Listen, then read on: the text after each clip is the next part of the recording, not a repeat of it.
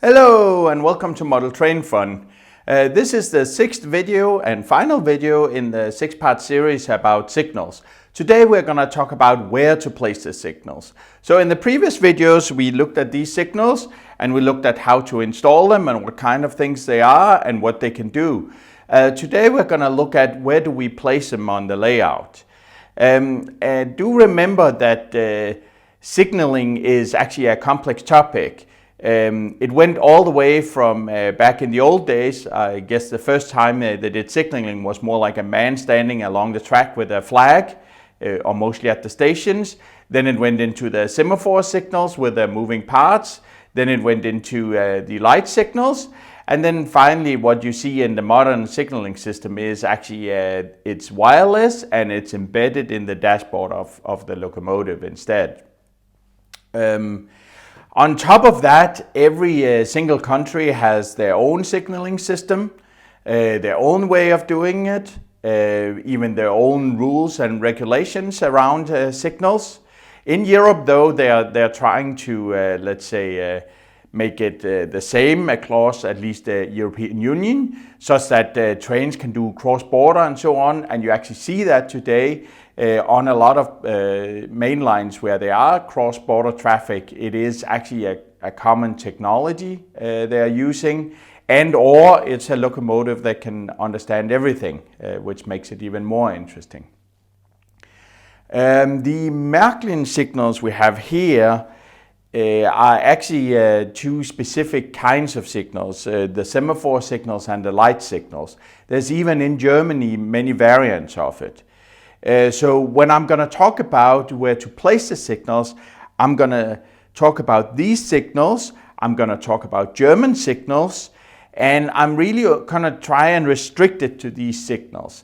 Because even though you see Märklin has some extensive range of signals, there's a lot of signals they don't have. For example, the platform departure signal, that's a special signal.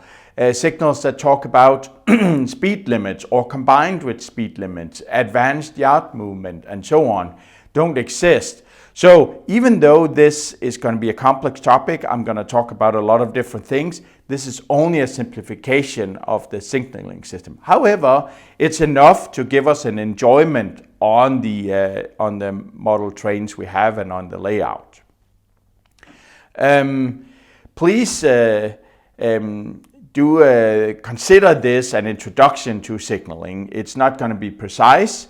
I've done a lot of research around, mostly from the Märklin websites and how Märklin does it, but also looking a little at the real rules and so on.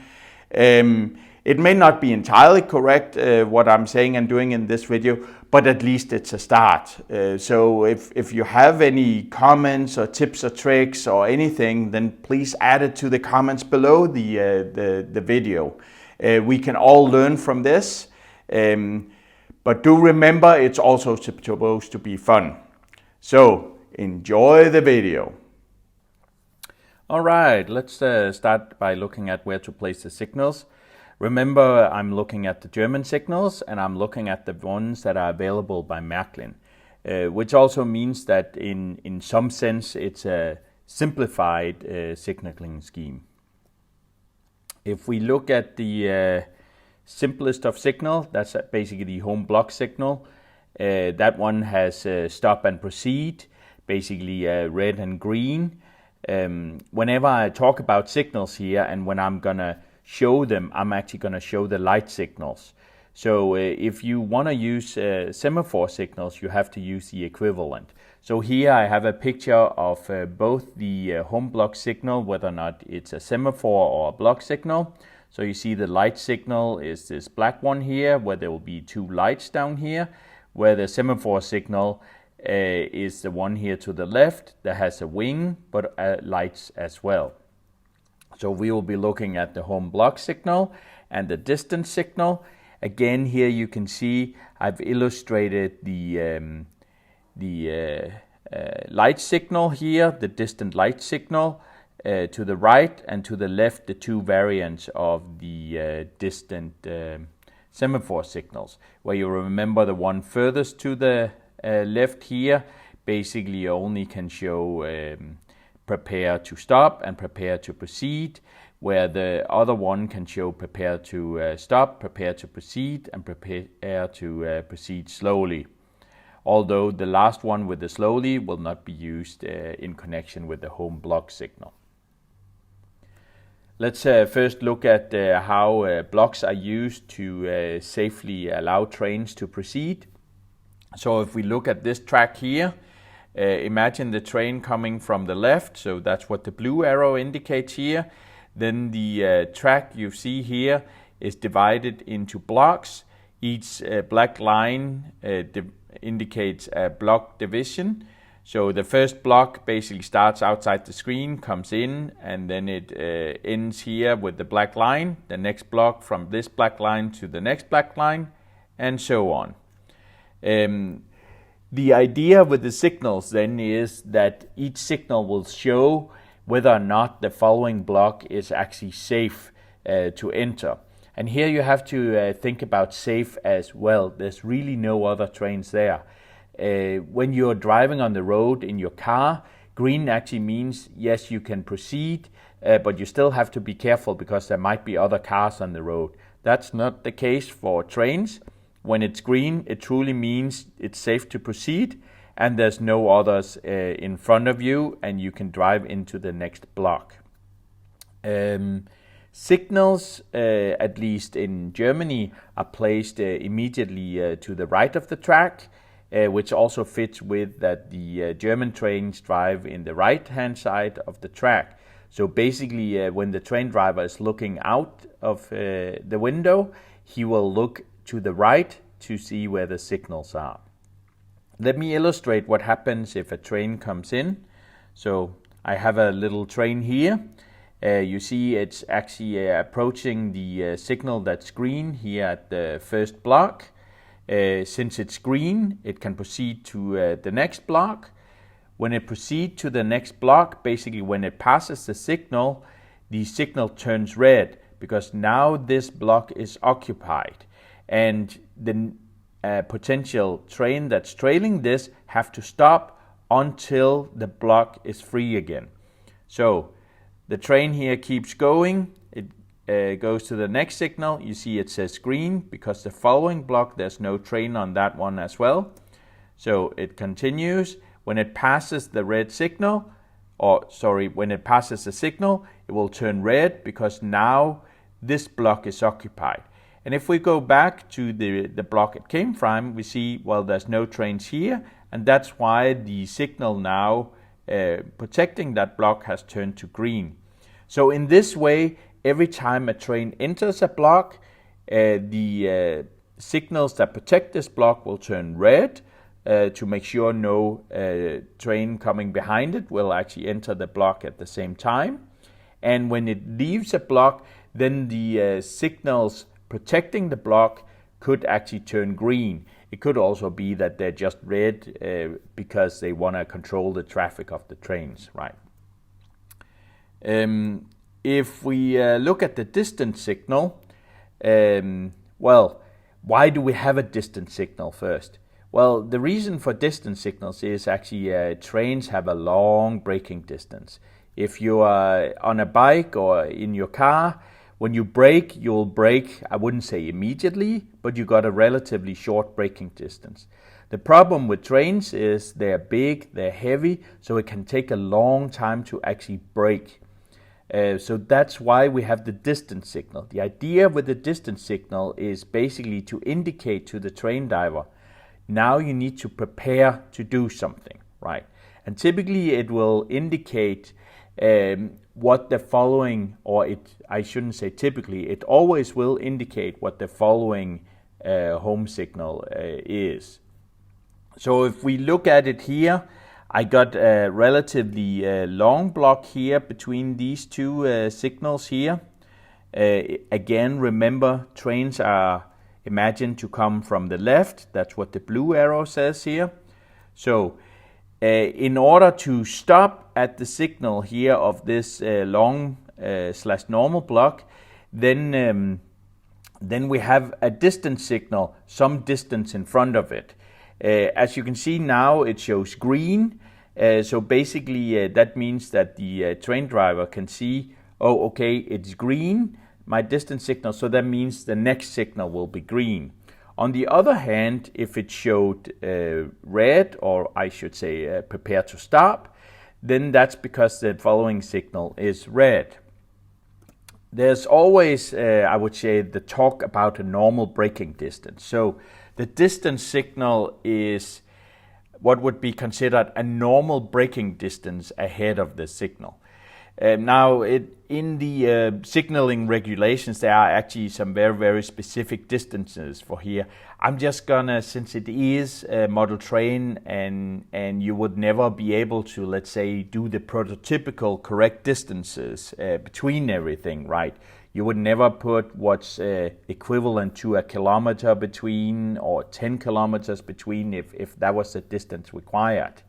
Unless, of course, you have a very, very large layout. Unfortunately, most of us haven't. So if it's normal braking distance, then the distance signal should be placed there, and it can indicate that the next home signal is like that. If the home signal is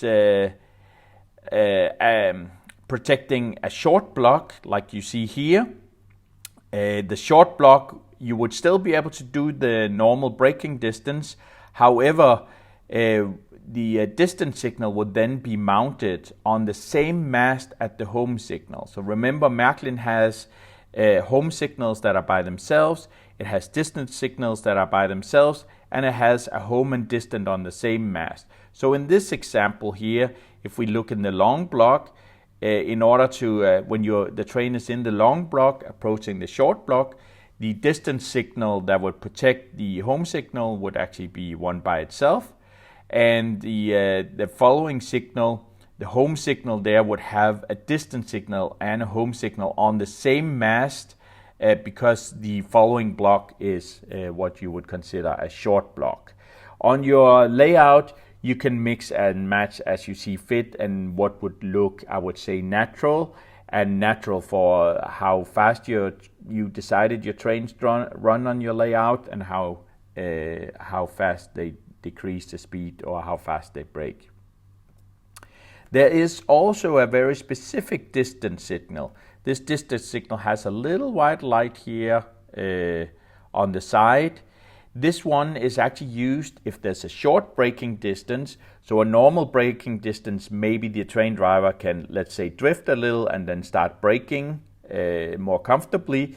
Where if there's a white light, it basically means, hey, you better start braking now, otherwise you might miss the signal, which of course is not the intent.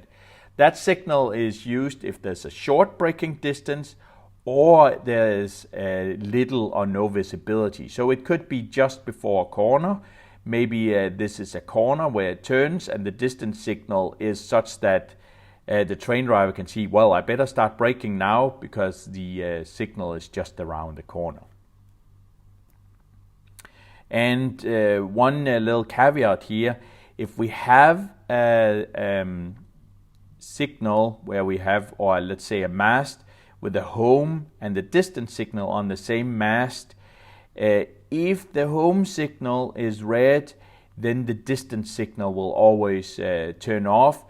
If you can kind of see it here, if you see both red and green on the same mast, that would be confusing. So that's why the rule is, if it's red, then the distance signal is turned off. Let's talk about now a track where we have bi-directional traffic, or let's say it's a two-way line. So we could imagine this being a branch line. And I've indicated here with the blue arrow that we can drive both directions on this orange track here.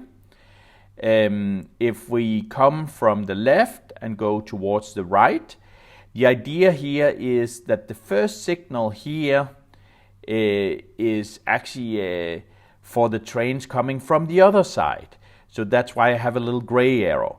So a signal has a front and a back. On the front side, that where you can see the light. On the back, you cannot see the light. So the gray here indicates if the way, or let's say the light is facing to the trains coming from the right towards the left here. So if we're coming from the left, that means these two signals here are not interesting. The next signals that are interesting is a signal where there's a distance signal here to the home signal afterwards. And you can see the gray is pointing in this direction here, because imagine the signal is facing towards the trains coming from the left. So the idea actually is, if it's bidirectional, you need to have signals that actually face each potential direction of the train. So if you're coming from left to right, then it's these signals here that will be facing you over here to the right. If I'm coming from right to left, then it's actually the signals over here to the left that will be facing you. Of course, what I haven't showed here is, before I come to this block I've indicated, there would also be a set of signals. So if I come from the left, so before this block, there will be a set of signals actually protecting the block, right? So in essence, I basically only showed the signals if I'm in this middle block going out. In the same fashion, if I come from the right and I go towards the left, then there should also be some signals here protecting this block as well. And of course, all of these have to be synchronized. So very, very important. Remember, signals always must face the direction from which the trains come. Now, it's hard to do on these schematics. So basically what I'm doing is I'm using the little gray arrow to show that the signals are actually intended for the trains that come from one direction or the other. Vice versa, if I have a main line, let's imagine I have a main line with two parallel lines, where each line in essence is unidirectional, or trains are only allowed to go one direction. So you see here the top line here, the arrow points such that you can drive with trains from the right to the left. So imagine here you're driving. Here it's more clear that the signal that are on the other side, since remember, we are only looking at signals to the right of the track. So if I'm coming here from the right and I'm going to the left, then any signal to the left of me I will actually ignore. But when I continue going, then there will be some signals here to the right of me, where there will be a distance here and a home signal here protecting the following block. So this set of signal is actually the ones I need to look at. I didn't indicate it with a gray arrow here because there is only one direction here indicated by the blue that I can go. Again, as before, the middle block, as we see in here, in reality would also have a set of signals here that protect this block. I've only really shown the signals going out of the block. Vice versa, there's also a track on the main line going the other direction, so that's the blue here, indicating going from left to right. And when you come here, you have to ignore the signals that are to the left of you, which are these ones here. And then you would actually continue on. And then when you meet signals that are actually to the right of you, those are the ones you have to react to. And these signals here will actually protect the following block. So again, what I have drawn here is the block on the main line and how to get out of the block and how they're protecting the blocks here you want to go towards. So signals are only really needed in the direction of travel, right? So if I look at the top track here, there will never be any trains going from left to right because it's intended only to go the other way. So that's why there's no signals over here to indicate how to move in that direction. That was the home block signal and the distance signal. Now let's look at the home entry signal. So the home block signal is basically used for simple blocks, as was illustrated before. The home entry signal is typically used as a station entrance, a yard entrance, or a siding entrance. Basically, what's different with the home entrance signal from the home block signal is it also has a slow or a proceed slowly. So where the home block basically only can show stop and proceed, the home entry can show stop, proceed, and proceed slowly. So we actually got the ability to tell the train driver that yes, you can proceed, but you have to proceed slowly. All right, so let's look at how this would work at the entry for a station entrance. So imagine here again we have my bi-directional main line, and the blue is actually the direction of the train. So the train will here come from the left and go towards the right. And to the right here, you see we have a train station, or at least we got some tracks that split out to multiple track. And imagine that's a train station over here. So what we would do is we would place the home entrance signal before the train station. So if the train comes here from the left towards the right, it will first meet a distance signal, then it will meet a home entry signal. This home entry signal could show stop, so you're not allowed to enter the station, and then it could show proceed or proceed slowly. What you typically will find is if the train is supposed to go straight, or let's maybe even say go straight through the station, then it would be green. If the train is supposed to, you see there's actually a turnout, so it could go to the right here, or it could even go to the left to two different imaginary platforms, right? So in this case, the train is not allowed to drive as fast because it actually has to turn on the turnout. And then you would actually indicate proceed slowly, which would be the green and yellow as is indicated here. So this becomes handy when you are at a station entrance. You can basically say, no, you're not allowed to go in, or yes, you are allowed to go in and you can do it at a reasonable speed, or you have to proceed slowly. Now remember, the funny thing with signals is they don't really indicate speed. There's other signs and even other elements of signals that show the speed. This has been simplified in the Märklin signals, so basically only think of it as it should proceed slowly. It's not a specific speed. So to summarize, the entry signal is typically before some place where you might have to go in one direction, where you have to go slowed, and another direction where you basically can proceed at the normal speed. All right. You can also use the home entry signal for a siding. So if we have what is depicted here, we got the main line with the bottom track going left to right, and the top track here going from right to left. Perhaps you have a siding. In case you have a siding and you have to use this turnout, here it would be handy to indicate to the train you have a siding now, and you need to actually go at a slower speed because you are actually turning off the main line. So in this case, your home entry signal can also be used to indicate the entry into a siding. So here you see that the train will actually be able to continue on the siding. When you come into the siding, and here is where it's interesting, you could also have a set of signals. Of course, you need a signal here in order to exit the siding again. So this one is indicating red. This signal, depending on the turnout and the speed restrictions here, would typically also be a entry signal. And why is that? Because you may not be able to go out from the siding to the main line at normal speed. Maybe you have to proceed slowly.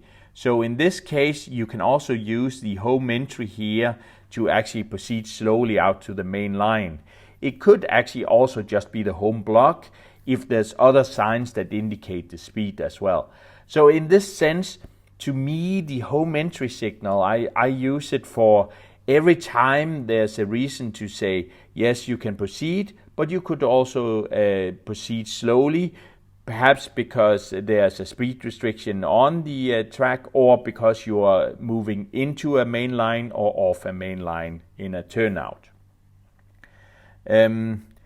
The distance signal here on the siding, you may or may not have it. If it's a short siding and the train is coming in slowly to this siding, maybe you don't need the distance signal, but perhaps this is a long siding where you actually will be allowed to go normal speed as part of the siding. Then it's handy to have the distance signal again. Remember, the distance signal is there to help the train driver understand that, oh, there's another signal coming up, there's actually a home signal coming up, it might actually say stop. So that's why the distance signal can say prepare to stop. In the case here where you're not going on the siding, then you could have a set of signals on the main line as well to indicate whether or not the train can proceed. In this case, it could be okay to just have a regular home block signal to indicate whether or not you can proceed to the last block here that's basically going out of the screen. You could also, if you wanted to, have a home entry, but it's not really needed because seen from the train that's coming here from the right to the left, it would typically either have to stop, perhaps because there's a train coming out from the siding, or it could just continue.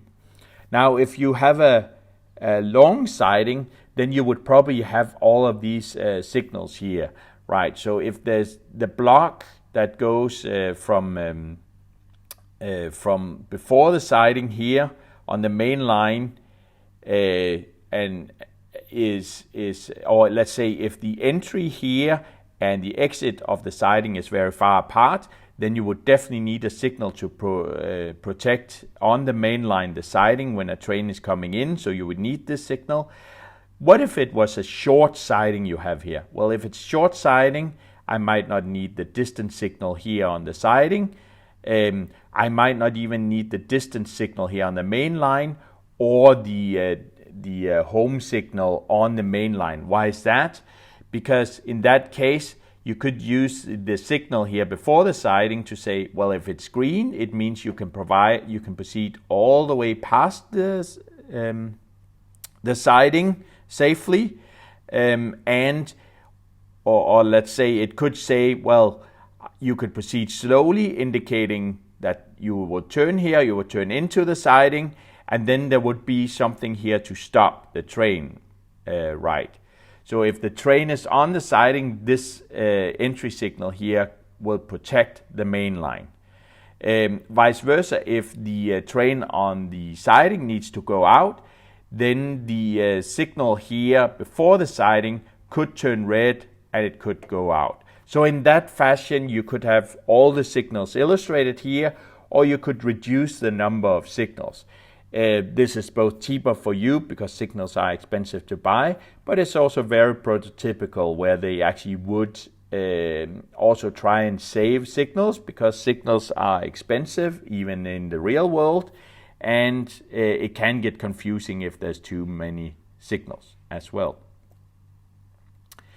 Now we could also use the entry signal to actually protect a branch. Or actually you could even use the home block or the home entry depending on how it is. So imagine here you got a branch line. It's actually coming here from below, so from the bottom of the screen and going up. If I come from the bottom on the screen and I go to the main line, then I can either choose to get, if I'm coming there, I can only really go on the main track, on the bottom track here, because as you see on the blue arrow, that's the one that's dedicated for going from left to right. I cannot proceed to the other side. You see the way the turnouts are, because if I cross over the first track and go to the second one, I would end up going in the opposite direction of what is allowed on that part of the main line. Now, if the branch had to support, you could also go to the other side, then you would need also something that would cross over and go to the other side as well, which you could have built. So that would need an extra crossover and a turnout as well. But in this example, what you can do is I can go from right on the main line, and then I can decide to actually turn off on the branch line and go towards the bottom of the screen. Or I can come from the branch line and I can go into the main line and use the bottom track and actually continue to the left-hand side. So if I'm coming here from the right, the signals here, remember the signals to the right of the track. So if I'm going from the right to the left, that's these signals will actually indicate whether or not I can are the signals I need to look at. These signals could do two things. It could actually protect the following block, and it could also protect whether or not you're allowed to cross over to the branch line. So the home signal here, which is a home block signal, could actually, if it's red, it could either indicate no, you're not allowed to cross over to the branch line, but it could also indicate that you are not allowed to continue. You could, of course, also have divided this into two signals if you wanted to. So if the following block here on the track going from right to left was a little longer, maybe there was another signal out here that would protect the following blocks. But here I imagined you use the same signal. In the same fashion, if I come from the branch line and I want to go into the main line, there's also here a distance signal and a block signal actually protecting the main line. And remember, I'm using the little gray arrow to indicate which direction it's facing. So if I'm going from top to bottom on this branch line, the signals here would not be facing me. The signals are basically to protect going out to the main line. So it's only used for trains coming from the bottom towards the top, towards the main line. So this signal here would actually turn green when you're allowed to go into the main line, and it would turn red when you're not allowed to go into the main line. Of course, this also means that since we have a branch line where a train could come into the main line, or even from the main line in the opposite direction, somebody might cross the main line and go to the branch line. Then we also need to take care for the trains that comes from the left and going to the right. Even though they have nothing to do with the branch line, they may have to stop if there's a train coming in from the branch line, or if there's a train actually crossing over and going down on the branch line. So that's how you would use the signals to basically both protect the block, but also protect if there's a crossing train as well. Now, I would say most of the time what you see is if the train comes here from the right and want to go into the branch line, you would mostly see that the railway would put in let's say a slim turnout here, such that you could almost continue with the same speed. In that case, you basically only need red and green. But what if it's a more tight turnout you have here to the branch line? Well, then you could actually use the home entry signal as well. And here again, so I'm using the home entry signal because it can show proceed, it can show stop, but it can also show proceed slowly. So if I'm coming from the right to the left on the main line, if I'm just continuing on the main line, it would show green if the next block is safe to enter. Basically indicating, well, just go ahead. But if you want to turn to the left here and down the branch line, then it could show proceed slowly. So in this sense, you could make a choice here. You could use either one of the signals of the home block or the home entry. So which signals have we looked at now? Well, we looked at the home block signal.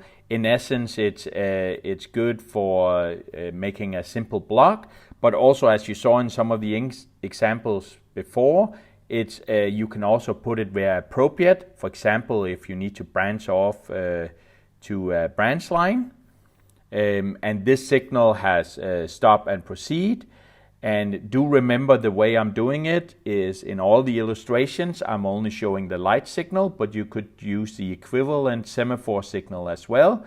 So here illustrated next to the text, I have furthest to the left, I have the semaphore signal with its wing and light, and then I have the light signal that basically only have a light. We have looked at the home entry signal. The difference between the home block and the home entry is the home block has stop and proceed. The home entry has stop, proceed, and proceed slowly. We could use the home entry signal at a station entrance or a yard/siding entrance, but we could also use it for actually a branch off to the branch line if we had to proceed slowly there. Of course, I've illustrated on all the drawings also the distance signal. Remember, the distance signal is there to tell the train driver that he needs to prepare to be ready for the following signal and will indicate what he needs to prepare for. He could prepare for stop, he could be prepared to proceed, or prepare to proceed slowly. Now we have the final, a little more advanced signal, that's the home exit signal. So the home exit signal can do the same as the entry signal, so stop, proceed, and proceed slowly, but it has an extra mode, which is switching is allowed. So if you look at the light signal depicted here to the left of the text, you see it's red and then there's two white lights in there. That basically means you cannot pass this signal, but switching is allowed since we have the two white ones here. So if it indicates stop, then the two white ones here would not be on.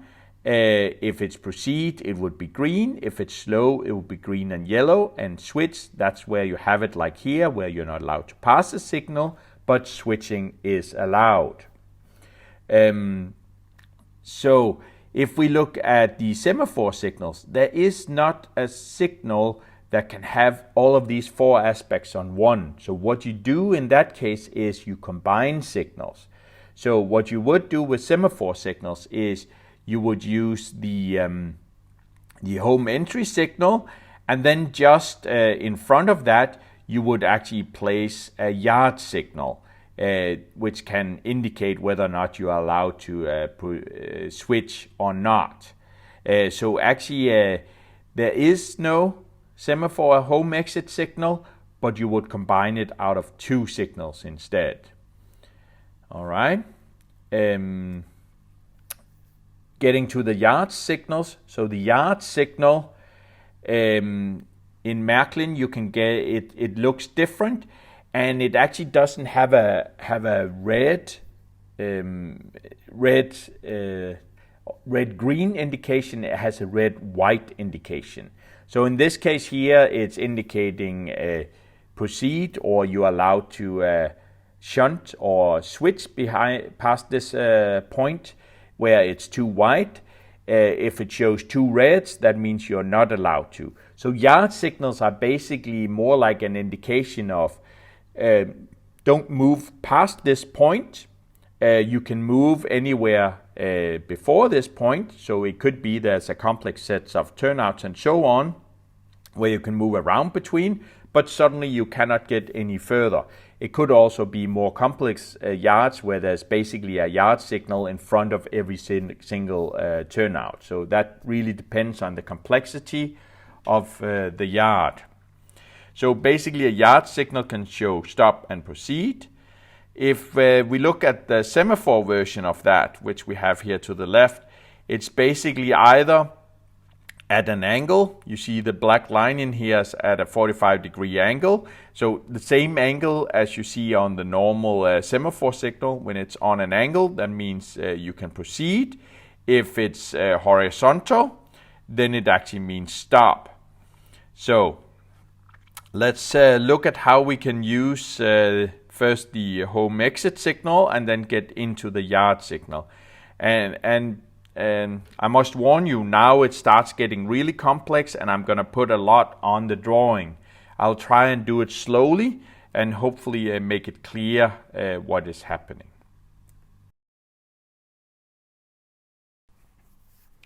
Let's look at how we can use the home exit signal and the yard signal. So here I have another siding. I made it a little more complex this time. In fact, this could actually be an entire yard, or maybe it's just a siding where there are some additional sidings to the left and the right. So if we look at the picture here, I still got the main line down here where I can go on the top track from the right to the left and the bottom track from the left to the right. If I approach from the right here on the top track, I have an home entry signal. This one is protecting the siding. So if it proceeds slowly, then I could proceed into the siding. If it's stop, of course I would stop. When would I use the stop? Well, actually I would use the stop in this case if a train is coming out of the siding, because contrary to the previous example, I don't have any signals here when I'm passing the siding. And the last state this signal could have is proceed, where the train would just proceed past the siding and carry on to the following block. As you can see here, the direction of the top track is always from the right to the left, which means that after the entry signal here, you can only go into the siding, and from the siding you can only go out in the same direction here again. However, on the siding itself, well, if we look at the siding, it consists of a siding here, and then it has a set of tracks here to the left, it has a set of tracks here to the right. In order to get in and out of these tracks and between these tracks, I need to be able to go both ways on the siding. However, I cannot go out on the main track here to the right and proceed out here. Why can't I do that? Well, that's because the top track is designated for traffic only from right to left. If I wanted to, I could have made a crossover over the main line to the bottom track, so you could leave the siding that way. This is a perfect example of where I would use the home exit signal. Remember, the home exit signal has actually 4 states or 4 aspects. So the top part here, which is the stop, the proceed, and the proceed slowly, is what's considered a normal signal for normal train movements. When you have normal train movements, it's guaranteed that the following block is actually safe to move into, as we've seen in all the previous examples. So I would use here the proceed slowly of the signal to actually say, okay, now you can get out from the siding and move into the main line and merge into it here. The stop would mean that no, the next block is not safe to go to, hence indicating you cannot move out to the main line. The proceed I would probably not use in this case, because I would always like to have a proceed slowly to go out to the main line. The last signal aspect, which is basically switching or allow switching, that one, contrary to the normal signals, is not really a train movement. It's allowing switching and or shunting, which is typically under the control of either, let's say, a yard controller or yard master, that would make sure that when trains and locomotives are shunting around, that it actually would do so without incidents.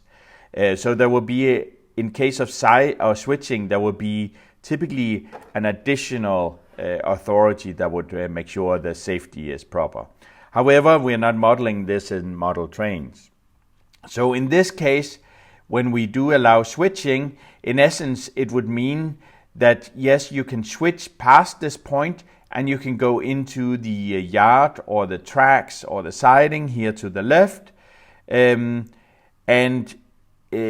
remember that when the switching is allowed, the red is on, which at the same time indicates you cannot go out. So in this case, the home exit signal is very, very handy, because it can indicate train movements, that is the block is safe to enter and move out to the main line, or it can indicate now I can switch into the storage tracks here to the left. How would I get out of these tracks? Well, in this case, this is actually where I would use the switching signal or the yard signal. In this case, when I'm moving out of the track, I only really need to allow switching or not. So in this case here, you can see it's red, so it means it's disallowed to move out into the siding. However, it could be changed to the 2 whites, and then you would allow switching into the siding. The other end of the siding is a little more interesting. So where the left-hand end here, I could go out on the main track, or I could move into the yard track here. On the right-hand side, I'm not allowed to move out in the wrong direction of the main line.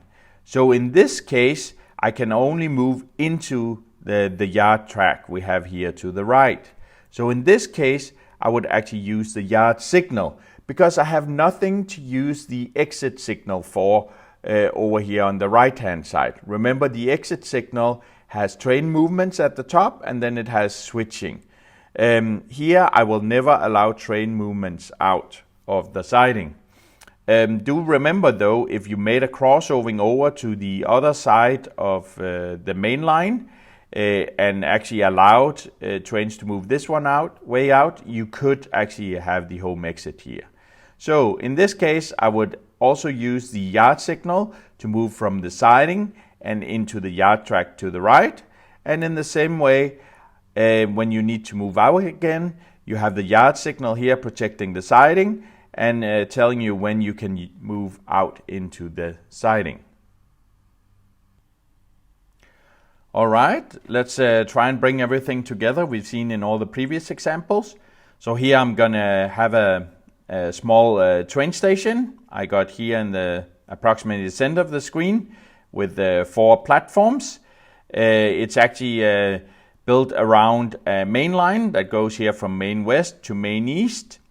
The train station has a small yard, and furthermore there's actually a branch line down here from the bottom left coming in, and there's a special platform and holding area dedicated for this branch line. Now this is a complex example, but do remember that even though it actually looks very complex, your layout might actually have even more complex train stations. So I hope you can use the example of this train station and yard with branch line to actually expand upon how it looks on your layout. Let's first look at how the trains are allowed to move. So on the main line, the trains are allowed to move on the upper track from the main east to the main west, and they're only allowed to move in one direction there. We do not allow trains in the other direction.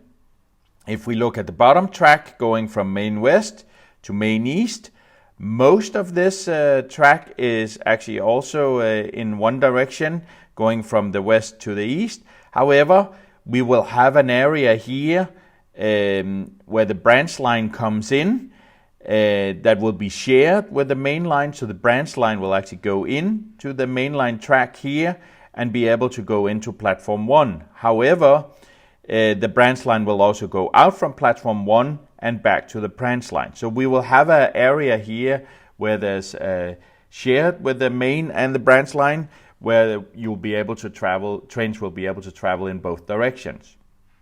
I've also designed this train station such that the platform 4 can work both as freight divergence. What does that mean? Let's assume a freight train is coming in from the east, but there's a express train or maybe even a high-speed passenger train with higher priority coming behind it. Well, then it can move to the side over here to platform 4, while the train would pass here on platform 3 and go into the main west. The other thing I imagined here, by the way, is I didn't imagine all trains actually would stop at this small train station. So the high-speed trains might just drive through, or the express trains might just drive through, and maybe it's only regional trains that actually will stop here. So the freight divergence can be accessed if you come from the main east and go into platform 4, but on the same fashion, if you come from main west, you can also diverge into the platform 4 as well. And not only freight trains could use this, but regional trains could also use this to get to platform 4 if a higher priority train either is coming through the train station, or maybe even stopping and passing the lower priority passenger trains and or freight trains. Additionally, in this case, the platform 4 track here will also be used as the track to access the yard. All right.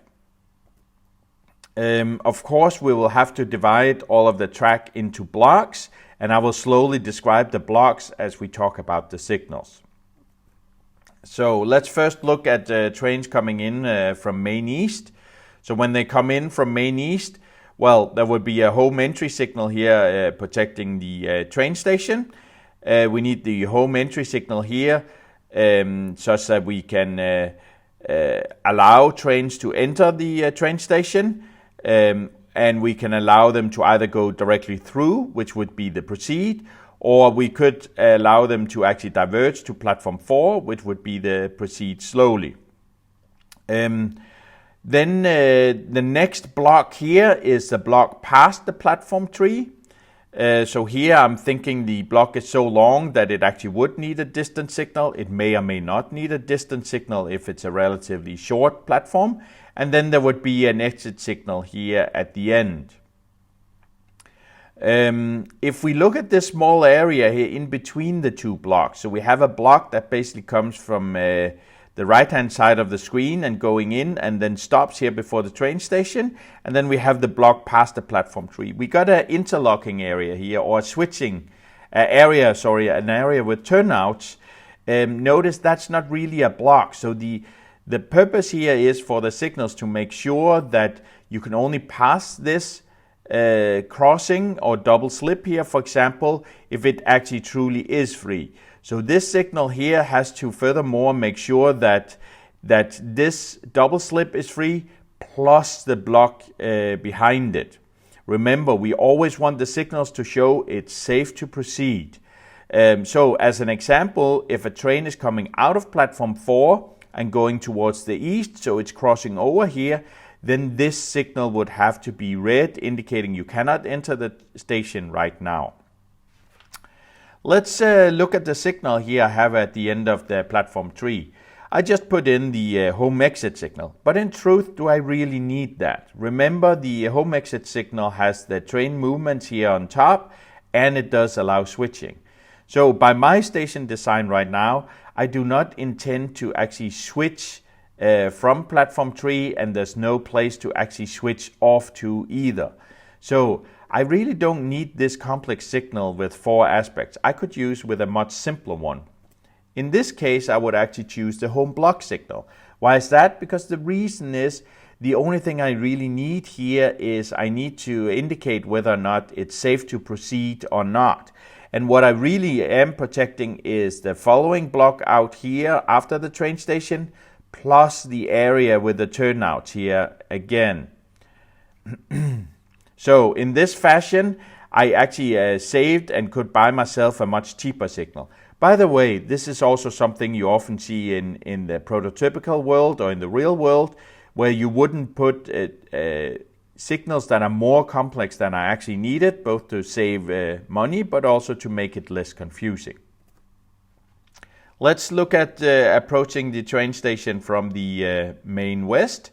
So if I'm coming here from the west on the main area, well, the first thing I need to do is I need to protect the branch line that's coming in and the block where that's shared between the main and the branch line. So I would have a signal here. It's enough to have a home block because I only need to indicate whether or not I need to stop or proceed.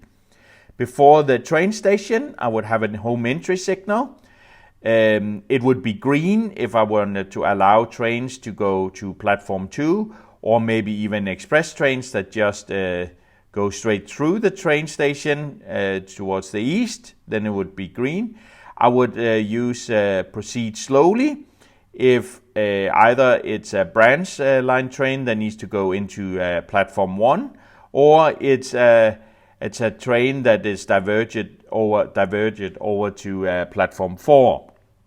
And in both cases, I would go through the curved path of the turnouts. That's why I would use the proceed slowly. Past platform 2, again, I would have a distance signal here to indicate in a long block, or if it's a long train station here, what the following signal is. And as exit from platform 2, it's enough to use a home block signal as well. If we look at the branch line, so remember the branch line here is two-way, so I can basically come in from the branch line, so from the bottom left here, go towards the main line and the train station, or I could come from the train station and go down towards the branch line.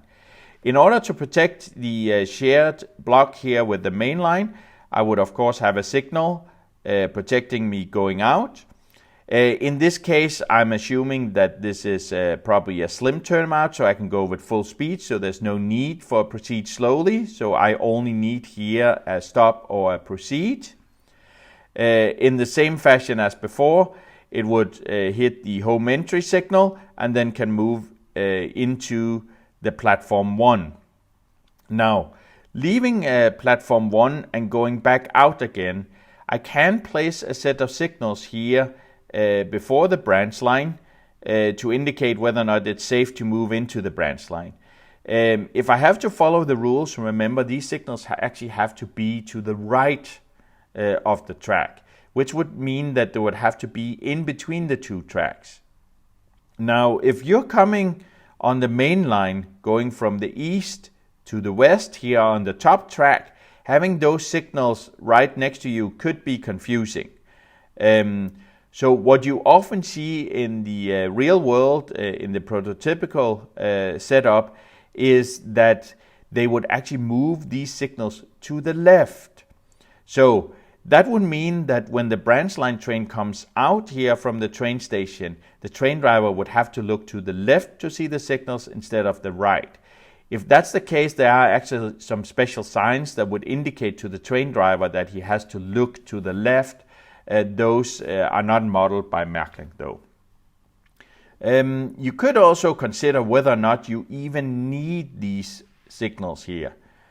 Because if I'm coming from the train station and going to the branch line, there really is no other option. Why would I need a signal here? When I come from the train station, I can only go to the branch line. There's no reason for me to wait. What should I wait for? There would never come a train out here because then there would be something wrong with the safety if there's a train coming from the other side. So in truth, I wouldn't even need these signals here. I put them on to illustrate that you can have them. If we look at the platform 1 in here, in the same fashion as we had with the complex siding example as before, I would actually use the home exit signal here. Why would I do that? Well, because I want the top part to indicate train movement when the branch line train moves from platform 1 going out into the main line.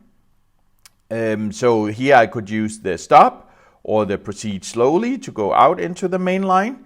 But I would also like to have the train or my branch line train to be able to move over into the branch holding area here.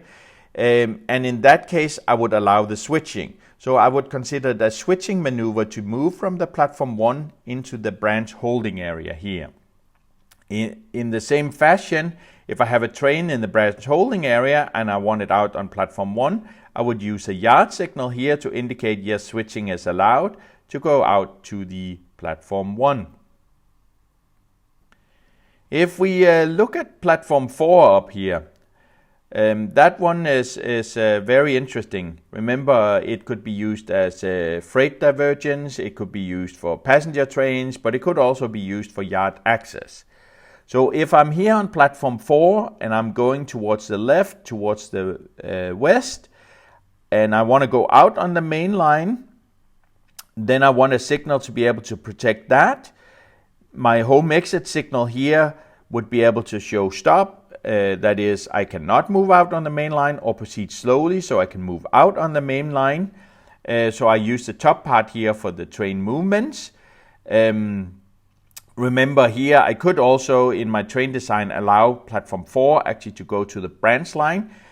I could have a proceed slowly and then go all the way across here and go out and down the branch line as well. So I could also use it for that. Maybe I want to do that if it's freight trains, for example. The switching part of the home exit signal, I would use that to indicate whether or not it's whether or not switching and shunting is allowed, such that I can move into the yard. And here again we have when switching is allowed, it would be red, so it would indicate no, you cannot move out on the main line, but you can switch into the yard here. If we look at going from platform 4 towards the east, here I could also use the home block signal as I did with the other platforms. However, in my station design, the train actually has to proceed slowly out from the platform 4 going into the main line to the east. So in this case, I would use the home entry signal. All right. If I look at coming from the yard and going back into platform 4, basically this is exactly the same as the complex siding example or the yard example we had before. In this case, I would put a yard signal here to allow train movements into platform 4. Now let's look at the yard. So the yard is here divided into a couple of parts. So over here to the left, I basically have some storage track. Over to the right here, I have a little runaround such that the shunting locomotive can run around the freight cars. So let's say, for example, maybe freight train left some freight cars down here on platform 4. You can shunt it into the yard. However, now the locomotive will be in front when it comes into the storage section here, or the storage track here, and we actually want it to be on the other side so it can leave the freight cars here on the storage track. So in that case, it could move out here, place the freight cars here, and then actually do a runaround with a shunter or the switcher and actually push the freight cars back into the storage track. So that's the idea of my small yard design here. In order to move between the two sections, the section where I have the storage tracks and where I have the runaround, I would actually protect this. So going from the storage tracks into the runaround, I would use a yard signal to protect the runaround in here. Vice versa, when I'm in the runaround, I would protect the storage track as well with a yard signal. Now, I could have chosen to make this much more complex, such that, well, the train is only, or locomotive or switch is only allowed to move out on the little runaround here if there was a yard signal and so on. However, this is completely up to the design of your yard, and this is something you have to think about. When designing a yard, you really have to think about how are the trains going to move around. Is there areas where it's okay for the shunting and switching to be conducted without having additional, let's say, safeguards. So in this case, this entire area is safe to move around in. Of course, it's all under the control of the yard controller or yard master.